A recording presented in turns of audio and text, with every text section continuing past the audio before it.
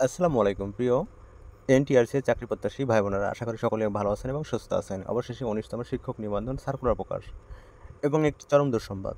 NTRC কর্তৃপক্ষ, NTRC সূত্র। Viewers, চলুন 19তম শিক্ষক নিবন্ধনের সার্কুলার সংক্রান্ত বিষয়টি পুরো ডিটেলসে আপনাদের সাথে উপস্থাপন করার চেষ্টা করি। আপনারা সঙ্গে থাকুন।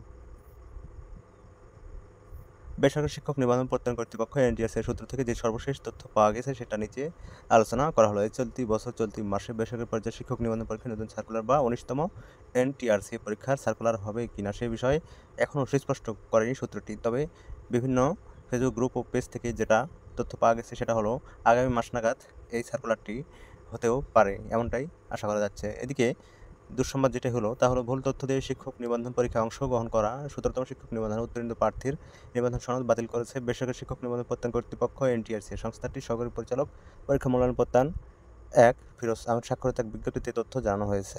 তো ভিউয়ার্স, এই ছিল আজকে সর্বশেষ 19তম শিক্ষক নিবন্ধন বা এনটিআরসি সার্কুলার প্রসঙ্গ নিয়ে সর্বশেষ আপডেট। সবাই ভালো থাকবেন। আসসালামু আলাইকুম। আল্লাহ হাফেজ।